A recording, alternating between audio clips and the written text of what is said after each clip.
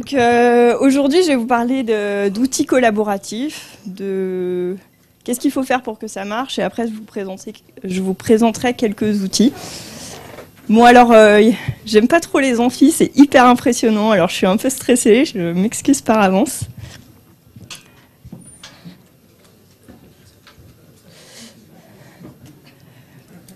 Donc un petit tour sur les sponsors, sans qui cet événement n'aurait pas pu avoir lieu.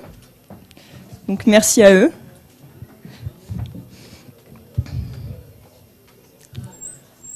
Donc avant de commencer, je vais me présenter vraiment en 2 minutes. Donc je m'appelle Céline Stoder, je fais partie de la société Coactive que je dirige et aussi où je suis coach agile.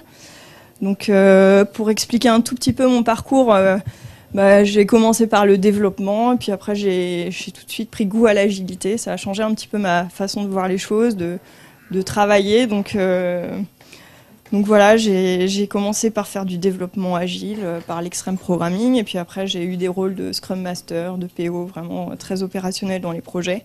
Et depuis un peu plus de 3 ans maintenant, je suis coach agile.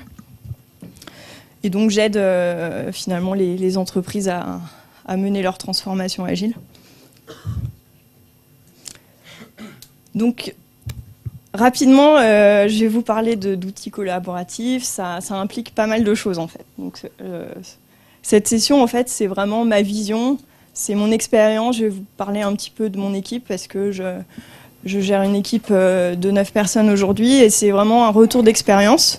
Donc des choses que j'ai testées à la fois avec mon équipe, à la fois avec les équipes que j'ai accompagnées pendant mes coachings.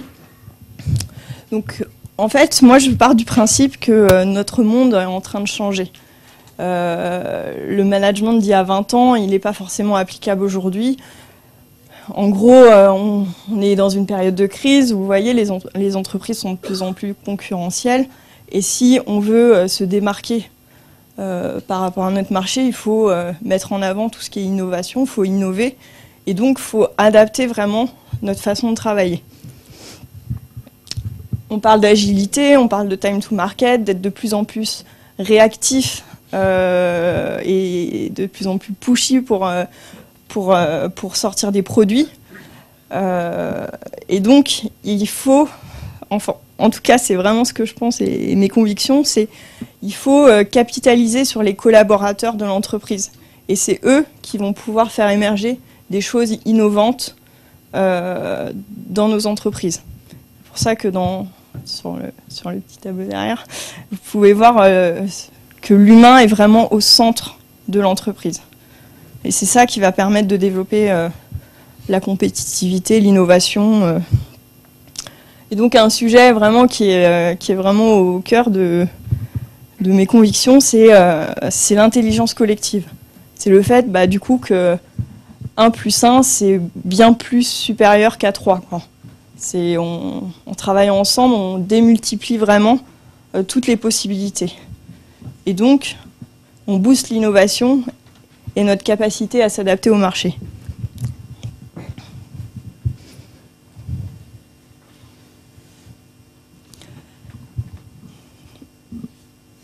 Donc aujourd'hui, moi j'ai vraiment envie de vous parler de comment on collabore ensemble, comment on travaille ensemble, quels outils on peut, quels nouveaux outils on peut mettre en place pour justement arriver à cet objectif.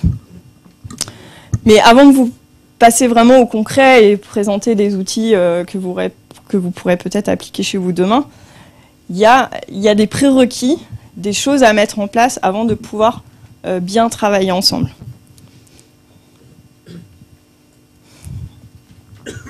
Travailler ensemble, être une équipe, c'est avant tout définir des règles du jeu communes. Souvent, on se dit, tiens, je fais une réunion, on ne se connaît pas, et si on n'a pas les mêmes objectifs, les mêmes règles du jeu, finalement, on ne peut pas avancer ensemble et donc arriver au but. Donc, ce qui est important, c'est que, comme sur un terrain de foot, vous avez une équipe, elle joue au foot, vous avez des règles du jeu, si vous sortez la balle, voilà. C'est vraiment de définir des règles du jeu communes, donc savoir qu'on joue tous au même jeu, avec les mêmes règles et ensemble. Donc connaître vraiment les gens avec qui on va travailler.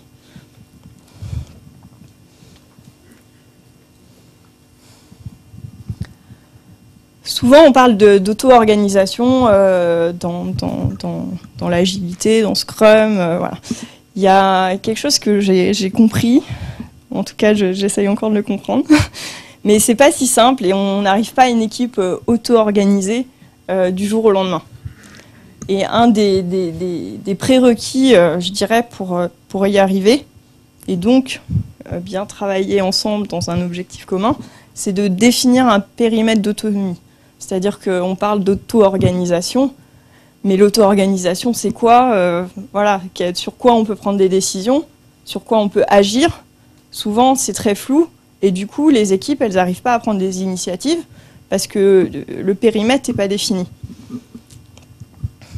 Donc c'est important, en fait, avant de commencer, de poser un cadre dans lequel on va pouvoir évoluer. Un cadre, ça sécurise aussi beaucoup au départ, et ça nous pose un peu les limites, ça permet vraiment aussi de sortir de ce cadre plus tard et d'innover. Vous me suivez pour l'instant? Si vous avez des questions, n'hésitez pas. On parle d'auto-organisation. Moi, j'aime bien, plutôt que de dire auto-organisation, c'est autonome dans son travail. Parce que l'auto-organisation, ça fait peur à tout le monde. Ça rappelle un petit peu l'anarchie, le chaos. Et du coup, moi, j'aime bien dire autonome dans son travail. Et quand on parle d'équipe Scrum, par exemple, c'est vraiment ma vision des choses. Du coup, voilà, l'équipe, elle est vraiment responsable de son delivery, de s'organiser, mais elle a un périmètre dans lequel elle peut évoluer. Et si elle ne connaît pas ce périmètre, finalement, ça peut poser pas mal de problèmes. Donc, je peux vous donner un exemple un peu plus concret. Je travaillais avec une équipe l'année dernière, et en fait, il y avait plein de choses qui ressortaient aux rétrospectives. Tiens, on aimerait bien mettre en place l'intégration continue, faire des tests unitaires, enfin voilà, toutes les choses classiques qui ressortent un petit peu dans les rétrospectives. Et en fait, il ne se passait jamais rien. C'est-à-dire qu'il y avait une to-do list, un backlog d'amélioration, voilà, tout plein de beaux projets. Mais quand on a regardé un petit peu 6 mois après, bah, ça ne s'enclenchait pas. En creusant un peu, en fait, en discutant avec les gens de l'équipe, ils disaient mais ouais, mais nous, l'intégration continue, bah, ça dépend d'une autre équipe. Donc du coup, on leur fait la demande et il ne se passe pas grand-chose. Donc du coup, on a retravaillé avec cette équipe sur quelles sont les décisions qu'ils peuvent prendre à leur niveau, et déjà vraiment mettre en place des petites briques qu'ils pouvaient mettre en place avant d'interagir avec une autre équipe. Et là, du coup, en redéfinissant ce périmètre, ça a permis d'enclencher pas mal de choses. Et ils ont commencé à rentrer vraiment dans une vraie logique d'amélioration continue.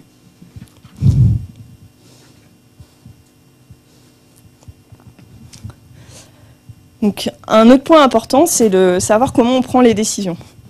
C'est un sujet un petit peu sensible, prendre des décisions ensemble, c'est pas facile.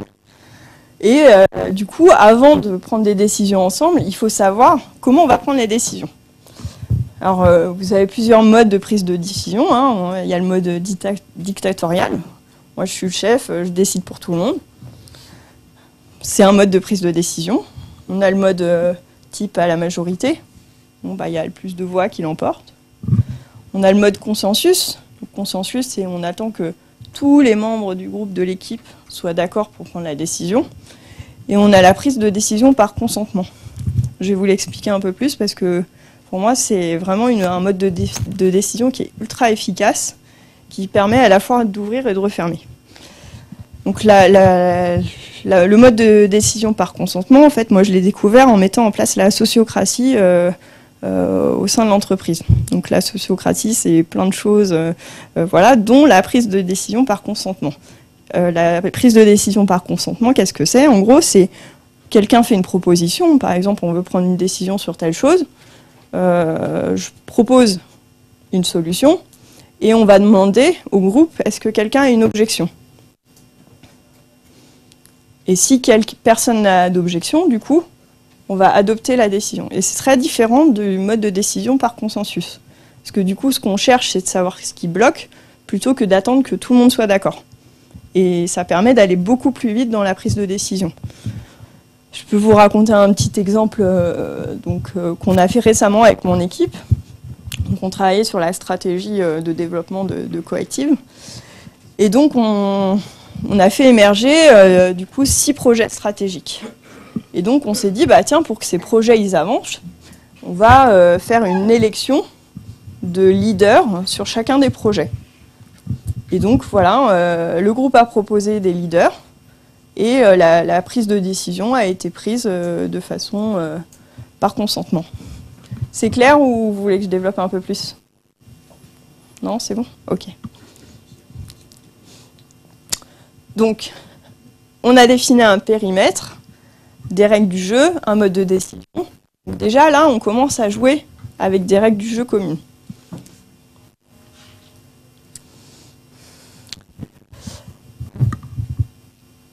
Le dernier point qui est aussi important, et on a tendance à l'oublier, c'est l'espace.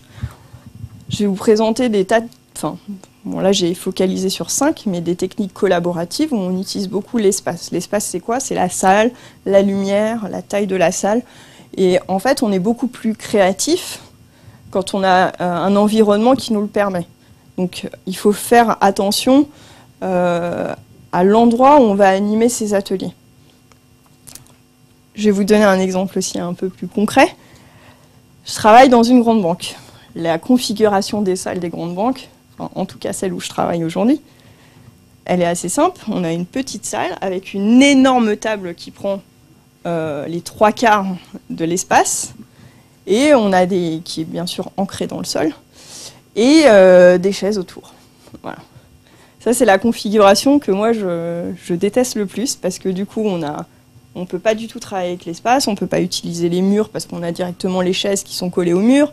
On n'a pas de lumière, là, typiquement, c'est une salle complètement aveugle, il n'y a pas du tout de lumière qui rentre. Et en plus, on a 3 mètres qui nous séparent de notre collègue qui est en face de nous. Et donc, déjà, la table, elle te pose des barrières dans la communication. Ensuite, vous verrez, parce que je vous ai mis aussi des photos d'ateliers pour vraiment illustrer ce que ça donne, les couleurs sont hyper importantes. Je pourrais vous développer plein de choses autour du cerveau et nos modes de fonctionnement, mais j'en parlerai peut-être un petit peu plus tard. Voilà, c'est assez complexe, notre cerveau il a un fonctionnement assez spécifique et tout ce qui est issu du cerveau droit, donc notamment le traitement des couleurs, booste notre créativité et donc notre innovation, la recherche de solutions, ce genre de choses. Donc n'hésitez pas dans vos ateliers à utiliser des feux de toutes les couleurs. Je sais, ça surprend un peu des fois, mais voilà. Et ensuite, le dernier point, c'est les supports de communication. On a tendance à utiliser beaucoup les slides. Pour tout ce qu'on fait, on communique avec les slides. Maintenant, on ne sert plus des slides pour faire des présentations, mais même pour communiquer de l'info. Voilà. Donc il y a plein d'autres supports qu'on peut utiliser, justement, le papier, la vidéo. Il y a plein de choses qui mettent en mouvement et qui permettent justement de mieux collaborer ensemble.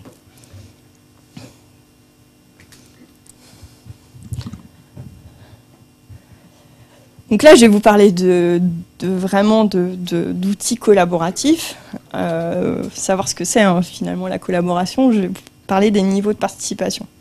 Parce qu'on n'a pas forcément envie d'être dans un mode collaboratif pour tout.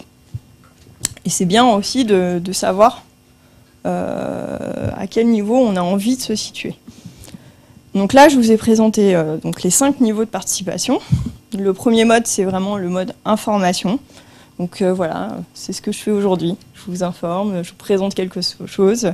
C'est vraiment quelque chose d'assez descendant, où il n'y a pas vraiment d'échange, même s'il y en aura sûrement à la fin de la session ou pendant la session. Et voilà, c'est en gros, moi je vous transmets des techniques, voilà, un savoir. Ensuite, on a un mode qui s'appelle le mode consulté, qui permet de recueillir du feedback. Donc en gros, je vais vous présenter des choses, vous allez me donner votre feedback, dire ce que vous en pensez, vos retours, et après je verrai ce que j'en fais. Mais on n'a pas d'engagement par rapport à ces feedbacks. Ensuite, on a le troisième mode qui est le mode impliqué, qui dit, aujourd'hui on a envie que vous soyez partie prenante dans les décisions. Par exemple, Moi, ce que j'ai fait avec mon équipe, on a retravaillé la stratégie ensemble. Donc voilà, on a envie de prendre en compte les besoins des gens et donc on les implique dans le processus. Et là, on traite l'information qu'on reçoit. On la prend vraiment en compte. Ensuite, collaborer. Bah, du coup, là, on va se mettre tous ensemble pour réfléchir. On n'est plus du tout dans le mode descendant. Et voilà, on se met tous dans une même salle et on discute ensemble. Et on cherche ensemble des solutions. Et donc, tout ce qui émerge de ça sera pris en compte dans les décisions. Et enfin, on a le dernier niveau de participation qui est vraiment la co-construction. C'est-à-dire qu'on n'a plus de rapport hiérarchique entre les gens. Et là, moi, même si je suis le chef, j'ai le même poids dans la décision que n'importe qui est autour de la table. Est-ce que c'est clair pour tout le monde? Aujourd'hui, je vais vraiment focaliser sur les deux derniers, avec les outils que je vais vous présenter. Oui, moi j'ai une question. Oui. Là, donc vos niveaux de participation, enfin tes niveaux de participation sont... Que je passe ça parce que sinon ça... Ah merde, pardon. J'avais bien fait de dire merde au micro alors. Alors donc tu as 5 niveaux de participation, c'est l'un, à chaque fois c'est l'un ou l'autre. En fait, moi je me pose des questions, là ça fait plusieurs débats que je fais, et à chaque fois c'est on est introverti ou on est extraverti, on est ci, on est mi, et à la limite, là tous les niveaux de participation sont bons. On peut informer, consulter, impliquer, collaborer, co-construire. Tu vois ce que je veux dire? En fait, oui, ça dépend de notre objectif. Ça marche le micro là? Ah, ok. En gros, par exemple, si je vais reprendre la partie stratégie, par exemple. Il y a dans certaines entreprises, typiquement la banque dans laquelle je travaille, il va y avoir un comité de direction qui a travaillé sur la stratégie et qui va juste informer les gens. C'est un choix qu'ils font. Voilà, ils décident avec le comité de pilotage, le CODIR, voilà, et c'est vraiment une volonté de leur part. Ils s'en fichent en fait d'avoir du retour des gens et on va juste informer. Après, dans le dernier niveau, en fait, pour rebondir sur ta question qui n'est pas très claire pour moi, mais le niveau de participation n'a pas de rapport avec le fait qu'on soit introverti ou extraverti. Après, dans les ateliers qu'on va mener, on va traiter le fait que les gens soient introvertis ou extravertis d'une façon ou d'une autre pour les faire participer. Non, je reprenais l'introverti et extraverti parce que c'était un débat dans une autre salle. Et en fait, je me rends compte que on est tout à la fois. Une boîte ne peut pas être seulement impliquée, une boîte ne peut pas être que consultant ou informé. Il faut informer, consulter, impliquer, collaborer, construire. Dans l'idéal, oui. Il faut avoir tous ces niveaux-là. Mais aujourd'hui, dans les entreprises, on a des fois, on s'arrête juste aux 2 premiers niveaux. Okay. Mais effectivement, c'est en fait, à chaque fois, on vient ajouter des pratiques sur le niveau d'avant. Parce que l'agilité, c'est être tout ça, hein, finalement. Exactement.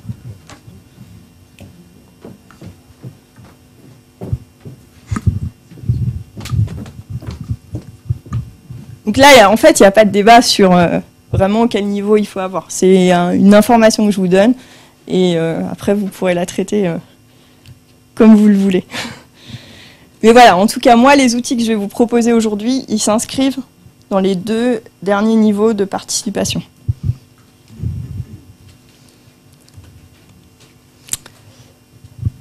Donc voilà, je vais passer un petit peu plus dans le concret. Je surveille un peu l'heure parce que du coup...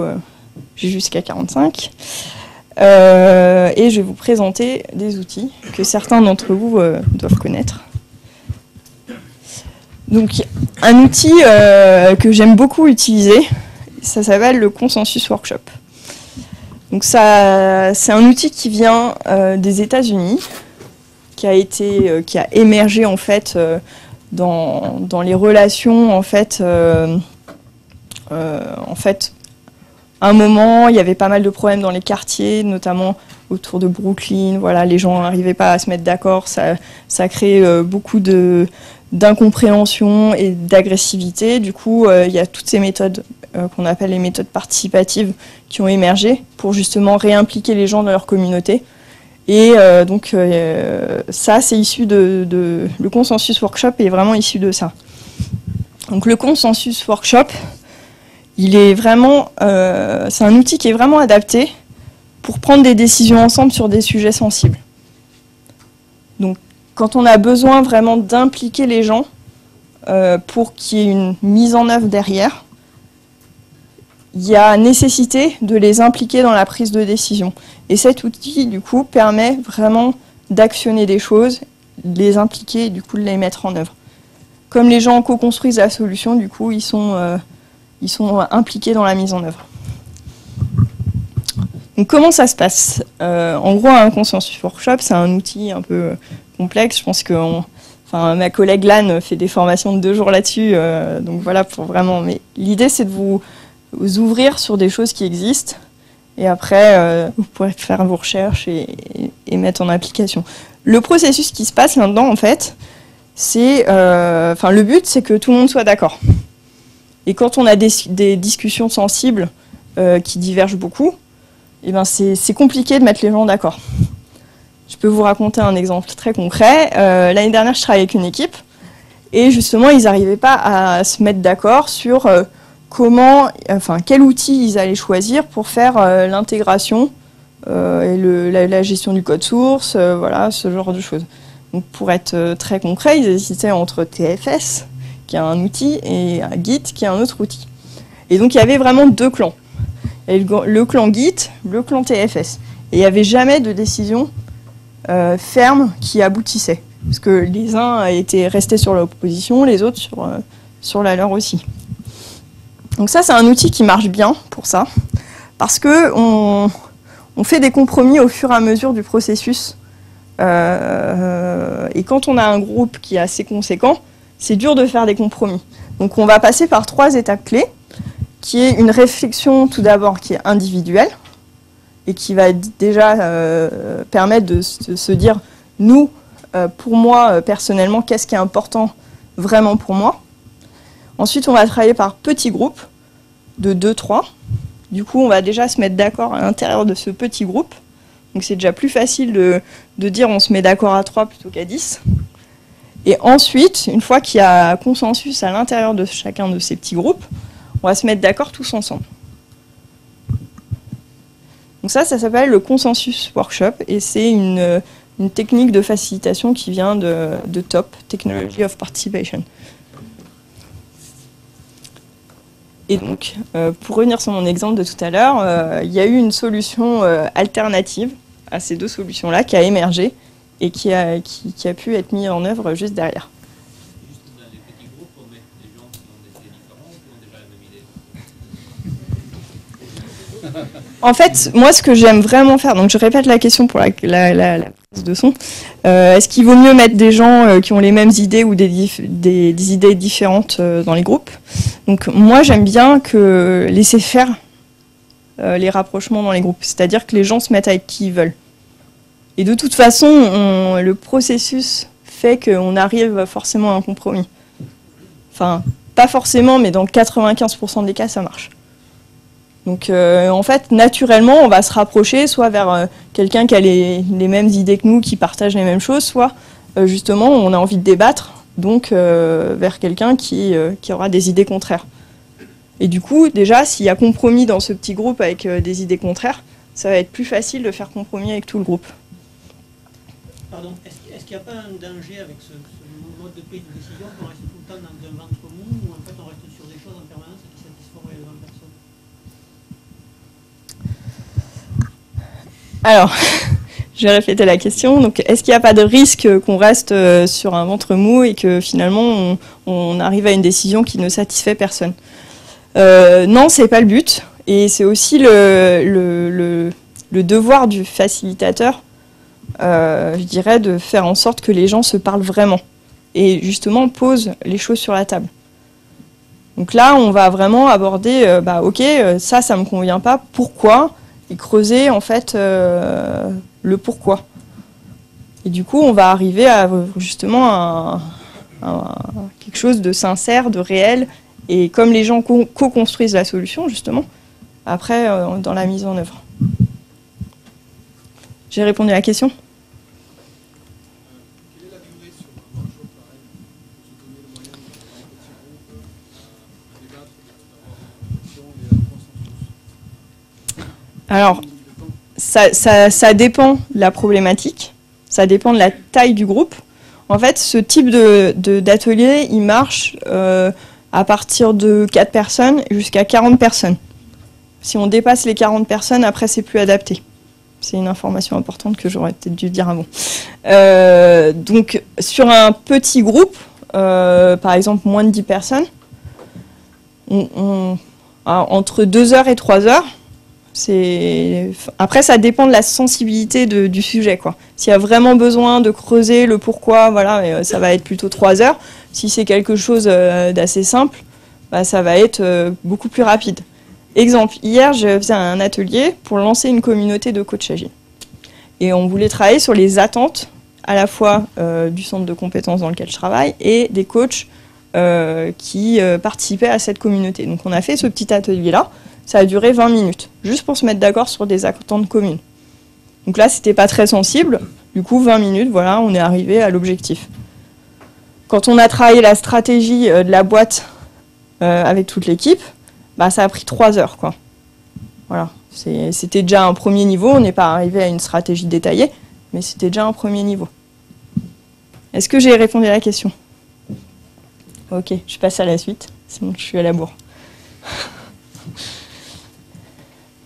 Donc, toujours dans le même panel de méthodes, c'est le plan d'action participatif. Donc là, en fait, le premier workshop, c'était vraiment pour prendre une décision ensemble. Là, ça va être pour détailler un plan d'action. Donc là, on a, pour certains qui connaissent les Innovation Games, on a un mix de plein d'Innovation Games dans une forme différente. Donc comment ça se passe? On va se projeter dans le futur et on va imaginer une solution qui répond à tous nos critères, qui est un petit peu ce qu'il y a sur la photo, là, la victoire. Ok, si tout réussit, comment ça se passe? Dans les Innovation Games, cette partie-là, ça s'appelle Remember the Future. On se projette et après on va revenir en arrière. Ensuite, bah, on n'est pas dans le monde des bisounours, donc on sait très bien que la réalité, bah, elle est autre. Donc on va analyser notre situation actuelle. Ok, on se met une cible ambitieuse, un peu de rêve, mais ok, maintenant on s'ancre dans le présent et on voit ce qui se passe. Quelles sont nos forces, nos faiblesses. Donc là, on utilise une matrice SWOT, donc d'analyse de risque pour ceux qui connaissent, sinon je ne pourrais pas le détailler là tout de suite. Et ensuite, on va se dire, ok, notre situation, elle est telle qu'elle est aujourd'hui, voilà, nos forces, nos faiblesses, les risques, nos opportunités. Et maintenant, on va regarder quelles sont les contradictions. C'est-à-dire que, ok, on a cet objectif-là, mais dans le présent, c'est ça qui se passe. Comment je peux vaincre ces contradictions? Donc dans les Innovation Games, on a le Speedboat qui permet de faire ça. Donc c'est un outil complet qui regroupe un petit peu plein d'outils qu'on retrouve dans les Innovation Games. Et ensuite, une fois qu'on a vraiment repéré nos contradictions, on va pouvoir les traiter. Donc moi, dans le Speedboat, j'aime bien identifier 2 choses. C'est-à-dire vraiment les ancres. Donc qu'est-ce qui nous freine, qu'est-ce qui nous ralentit, mais des choses où on a des leviers dessus. Voilà, on peut agir dessus, on a des actions à mettre en œuvre. Et le deuxième point, c'est vraiment les vents contraires. C'est le vent, il arrive dans l'autre sens, et on ne peut pas agir dessus, quoi. C'est des contraintes liées au marché, à l'organisation, dans lesquelles on ne peut pas vraiment activer des choses, ou en tout cas à notre niveau. Donc une fois qu'on a fait ces 2 distinctions, voilà, on va pouvoir travailler autour de solutions pour dépasser ces contradictions, et après aller vraiment dans l'action concrète. Et du coup, l'idée de ce plan d'action, c'est de pouvoir commencer quelque chose dès demain. Comme ça, on peut actionner des choses dès demain et on peut se faire un plan, par exemple, à 3 mois. Comme ça, on peut mesurer, on se met des indicateurs de mesure. Et donc, dans le processus, on va détailler qu'est-ce qu'on va faire dans 1 mois, dans 2 mois, dans 3 mois, demain. Et derrière, les personnes vont dire ok, il y a tout ça et moi, je m'engage personnellement là-dessus. Est-ce que je suis claire? Ok. Donc ça, c'est vraiment un bon outil, par exemple, pour si je reprends mon exemple de tout à l'heure, ça y est, on a défini notre solution d'intégration continue. Ok, on a choisi TFS, par exemple. Ok, comment maintenant on va le mettre en œuvre sur notre projet? Voilà, ça, c'est un bon outil pour faire ça. Définir vraiment les actions dès demain et jusqu'à la réalisation du projet. C'est un outil que j'aime bien utiliser aussi dans le consensus workshop et le plan d'action sur la partie définition du produit. Ça s'adapte assez bien là-dessus, quand on fait en phase vraiment de conception produit, quand on fait des backlogs en map, du story mapping. Le premier, le consensus workshop, est un bon outil pour faire ça aussi. Après, avec l'expérience, on mélange plein d'outils et on se fait nos outils à nous. Donc j'en ai parlé tout à l'heure. Il y a les Innovation Games. Bon, je vous ai mis les références. Là, il y a Lucoman qui a écrit un livre là-dessus. Vous apprendrez pas vraiment comment faciliter ces jeux dans son bouquin. Mais ça vous donne des idées, en tout cas. En tout cas, sur Internet, il y a plein de gens qui ont fait plein d'articles de blog là-dessus et on trouve pas mal de choses. Donc, je vous incite à aller le voir. Si vous voulez des exemples vraiment concrets, envoyez-moi un petit mail et je vous donnerai les ressources. Un autre bouquin qui est un peu plus complet, je trouve, qui s'appelle Game Storming et qui est... Alors, pour moi, les Innovation Games, ils servent vraiment à produire un livrable. On parle beaucoup aujourd'hui de Serious Game et d'Innovation Game. Ma vision des choses, c'est le Serious Game est plus là pour faire apprendre des concepts. Donc si vous avez fait l'atelier, non, je crois qu'il est en train de le faire, mais de Romain là sur le Lego Scrum, ça c'est vraiment un Serious Game. On va apprendre les concepts de Scrum. Voilà. Les Innovation Games, c'est juste finalement des formats hyper ludiques qui nous permettent justement de sortir du cadre habituel dans lequel on évolue aujourd'hui, les réunions, on est tous autour de la table en train d'essayer de trouver des solutions pour produire quelque chose. Donc vous avez des choses qui permettent de construire une vision produit, d'autres comme le speedboat pour identifier un petit peu ses freins, ses forces, vers là où on veut aller. Il y a la product box aussi pour faire sa vision produit, voilà. Chaque jeu a vraiment un objectif spécifique qui lui est propre. Après, on peut adapter un peu les jeux. Mais moi, dans mon expérience, en tout cas, je l'utilise vraiment plutôt sur la construction du produit. C'est assez adapté.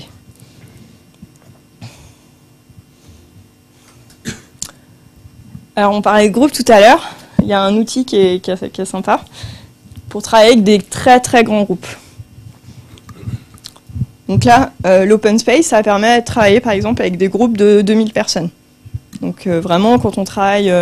quand on veut vraiment faire de la co-construction, de la collaboration avec toute sa boîte, l'open space c'est un bon outil. Donc l'open space, comment ça marche? En gros, c'est comme son nom l'indique, c'est l'espace ouvert. Donc on ne sait jamais ce qui s'y passe en fait.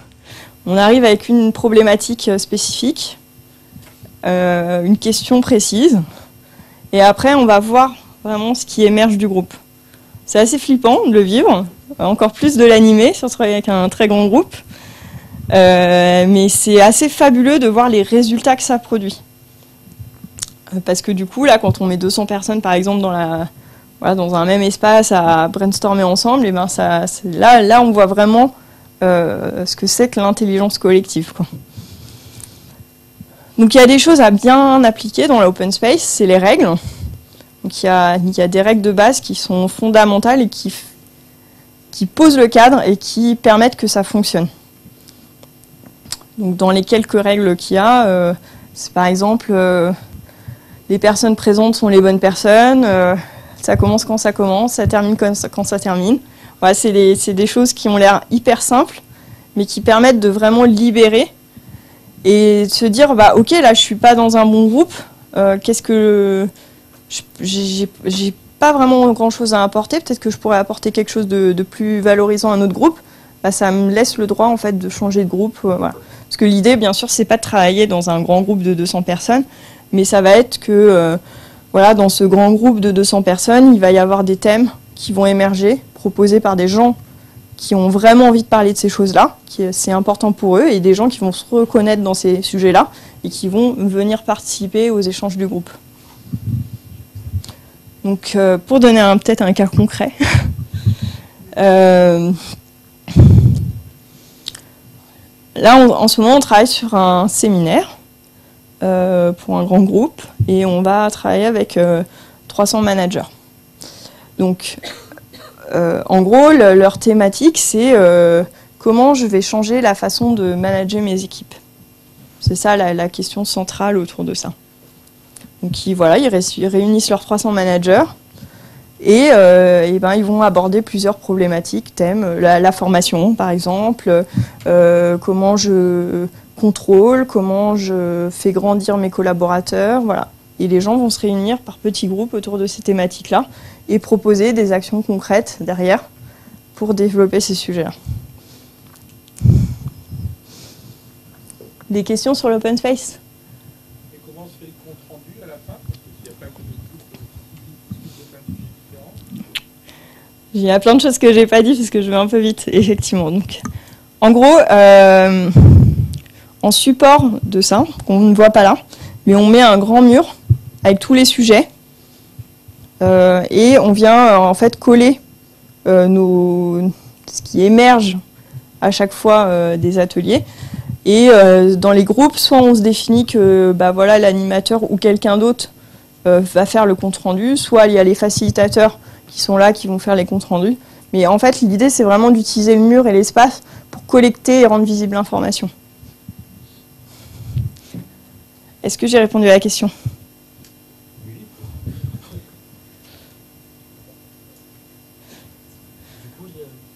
Du coup, il n'y a pas de contribution. Si une personne est dans un groupe, sur un sujet bien précis, qui aurait pu apporter à un autre groupe un autre élément, cet élément-là est public? Non, pas vraiment en fait, parce que soit lui il choisit de dire c'est vraiment là, c'est ce sujet-là qui est le plus important pour moi et c'est là que je veux contribuer, donc il va dans ce groupe-là. Mais il peut aussi très bien dire je butine. Il y a un comportement justement dans l'open space dont je n'ai pas parlé puisque je ne peux pas exposer tous les règles là, en 45 minutes. Mais voilà, on a le comportement du papillon et de l'abeille. L'abeille, ça va être justement la personne qui va butiner un peu partout, qui va apporter justement sa touche un peu dans plein de groupes. Voilà. Mais si vous voulez, je vous donnerai des ressources pour vraiment documenter plus précisément. Là, l'idée, c'est vraiment de présenter des choses un peu larges. Voilà. Il faut qu'elle arrive au bon moment, l'abeille aussi. Parce que si on a déjà parlé de ce cas-là et que l'abeille, elle arrive et qu'elle dit moi j'arrive et... Mais oui et non, c'est-à-dire qu'il va se passer un truc dans le groupe, soit il va y avoir...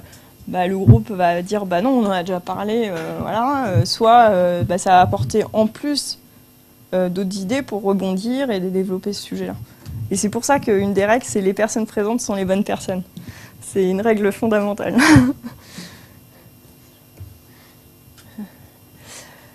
Je crois que c'est mon dernier outil. D'ailleurs, il me reste 3 minutes. La facilitation graphique. Donc, c'est un outil que j'aime bien utiliser. Dans la version ultra simple, on a les mind maps, pour ceux qui connaissent, ou les cartes Slick. L'idée, c'est d'avoir vraiment une représentation visuelle et graphique de ce qui se passe. Donc, en exemple concret, moi, quand je donne des formations, j'aime bien utiliser ça. Ça permet vraiment d'ancrer les apprentissages et en plus, on co-construit le résumé de la formation, nos apprentissages au cours de la formation. Et du coup, ça permet d'avoir un truc joli que le groupe construit. Et comme on a une représentation visuelle, ça permet aussi de mieux retenir. Typiquement, la carte heuristique, c'est aujourd'hui le moyen qui est utilisé à l'école. Dans certains pays nordiques comme la Suède et la Finlande. Et les enfants ne font plus de prise de notes. Ils font que des cartes heuristiques pour justement mieux mémoriser leurs cours. Donc c'est un bon outil parce que ça permet de trier ses idées différemment d'une prise de notes classique. Quand on prend des notes de façon linéaire, tac, on enchaîne, on ne sait pas trop, on revient en arrière sur un sujet, du coup dans notre prise de notes on est complètement perdu. Et là, la carte heuristique, ça permet d'avoir une vue vraiment 3D un peu dans l'espace. En plus, on peut ajouter des couleurs pour séparer les thématiques. Et aujourd'hui, c'est vraiment un outil que moi, je trouve qui est ultra efficace. J'utilise typiquement pour préparer tous mes ateliers, toutes mes formations, voilà, toutes ces choses-là. Ça peut être utilisé aussi dans d'autres contextes. Par exemple, ça, on l'a utilisé, bon, pas de cette façon-là, mais avec une équipe pour dessiner le système d'information. Parce qu'en gros, pendant plus de 5 ans, ils avaient enchaîné les évolutions. Et ils avaient complètement perdu la maîtrise de leur système d'information. Donc on a redessiné une cartographie fonctionnelle de leur récit. Et du coup, ce qui était pas mal, c'est qu'à chaque fois que soit ils retravaillaient sur une nouvelle brique, soit ils faisaient des modifications sur une brique existante, ils pouvaient venir compléter au fur et à mesure le schéma.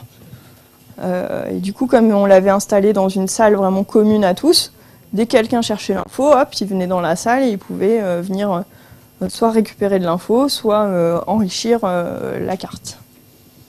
Donc c'est assez abstrait, je pense, mais c'est vraiment un outil qui peut être adapté dans plein de choses et qui booste justement les idées, parce qu'on utilise les couleurs, les dessins, voilà.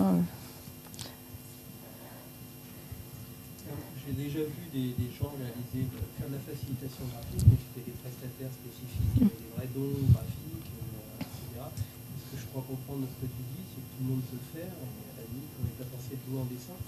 Tu confirmes? Je confirme complètement. Après, ok, si on a un complexe sur ces dessins, ça va nous faire un petit frein. Mais après, voilà, je pense que c'est vraiment donné à tout le monde. On a tous été à l'école, on a tous fait des coloriages et des jolis dessins quand on était enfant. Il faut juste réapprendre ça et se lever de nos complexes. Et c'est vraiment abordable à tout le monde. Voilà, il faut juste s'enlever nos freins personnels par rapport à ça. Effectivement, si on veut un super joli dessin, magnifique, voilà, bah oui, un professionnel, si on veut un truc pro, ça sera plus adapté. Après, il faut voir l'objectif aussi de faire ça. Si c'est un objectif de communiquer sur l'extérieur, effectivement, on va peut-être faire venir un professionnel pour faire ça. Mais si c'est à l'usage interne, pour travailler sur nos outils, là, comme ils l'ont fait pour leur cartographie ici, on peut très bien le faire nous-mêmes, ou pour préparer des ateliers. Voilà. J'ai répondu à la question. Ok. Bon, il me reste plus beaucoup de temps, même on a dépassé de 1 minute. Donc je vais laisser la place au suivant. Au niveau des ressources, est-ce qu'on peut avoir peut-être une adresse mail ou quelque chose pour... Ouais. Tac.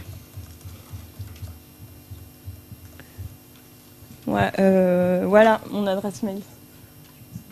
Voilà. Et je pense que la presse, elle sera diffusée, donc vous la retrouverez facilement. Voilà. Merci beaucoup.